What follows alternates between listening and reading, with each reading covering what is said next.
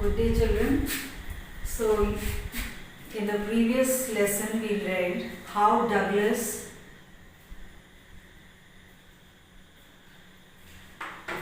wanted to learn swimming and he joined YMCA pool, and there he met with an accident. Incident happened over there, and then he was very much afraid. So today we'll read about his determination to learn swimming. So he was very much determined. When he saw that his friends and all are going for swimming to catch fish, and all sorts of fish they were catching, they went for the fishing tour and all. So he was very much upset. He wanted to go with them. And whenever he went with them, he was afraid to go inside water, because again that same incident came to his mind and his legs and hands started frozen. So he decided that he will learn to swim, and then what he did, he hired an instructor. He got an instructor for himself, and with him he practiced 5 days a week, and every day at least 1 hour he practiced.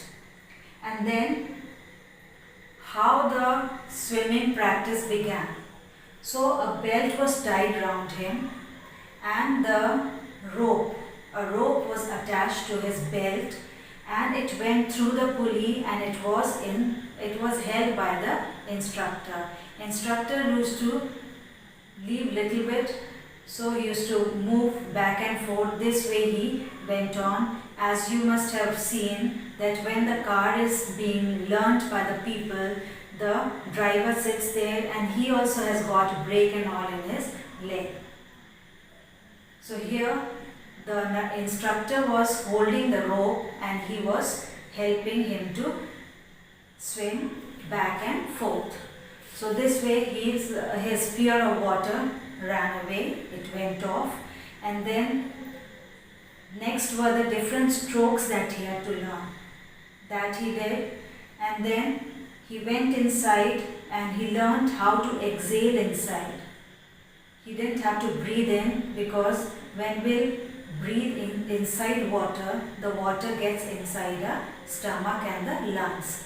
So he learned how to exhale water inside the water, and this way he practiced every day and the fear of water left him.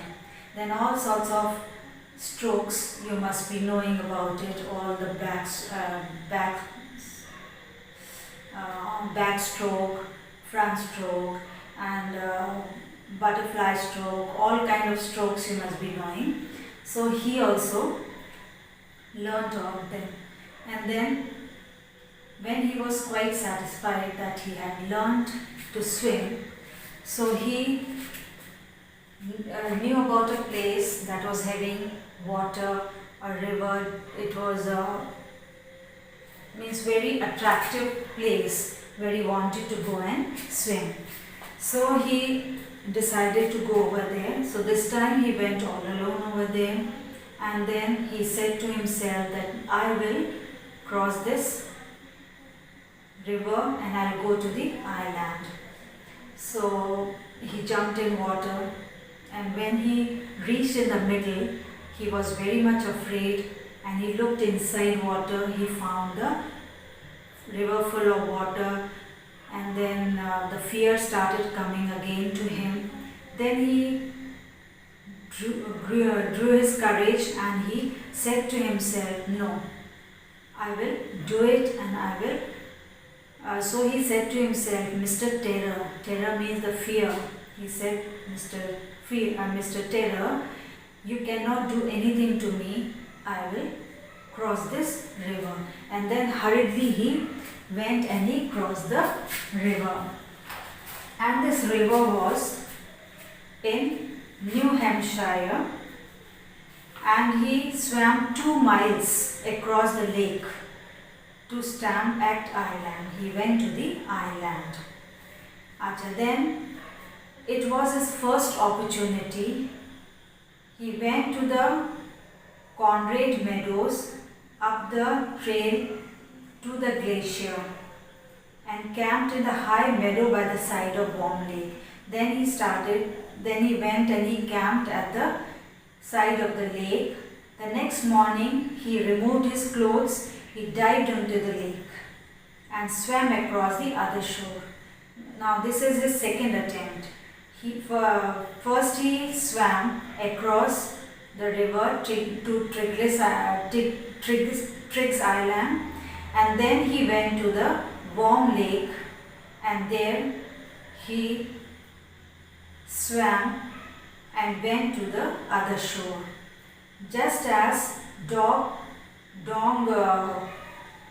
Corpron used to do. The dog Corpron used to do the same thing, and then he started shouting with happiness, and the echo, it came back to him, and he was very much happy that he had saved himself, he had learned, he had got victory over his fear. Now this experience that he had it has got the deep meaning in, and he appreciated this about himself, and he knew that in death there is peace and in terror there is death. So he remembered the words of Roosevelt. He used to say, all we have to fear is fear itself. We have to fear the fear itself. Because I had experienced both the sensation of dying and the terror that fear can produce, will to live somehow grew in intensity. Now he had experienced both the things, the sensation of dying and the terror of the fear. So these two together helped him to live for a longer time. The intensity grew for him, and at last he felt released. Then he walked freely, he went to the peaks, and he was very much happy that all his fear had gone, and now he was a successful man.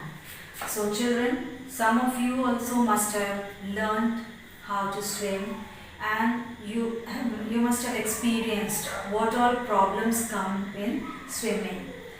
So in the same way, the narrator, he also feared, and the incident was there that helped him to make himself determined to learn.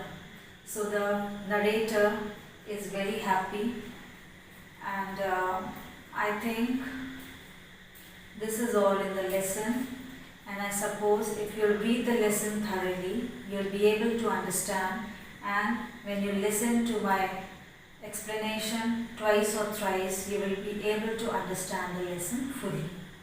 So this lesson is divided into two parts. One, the incident of YMCA swimming pool, and the second one is the determination to learn swimming. So this way, the narrator, he learned swimming. So that's all for today. Good day, children.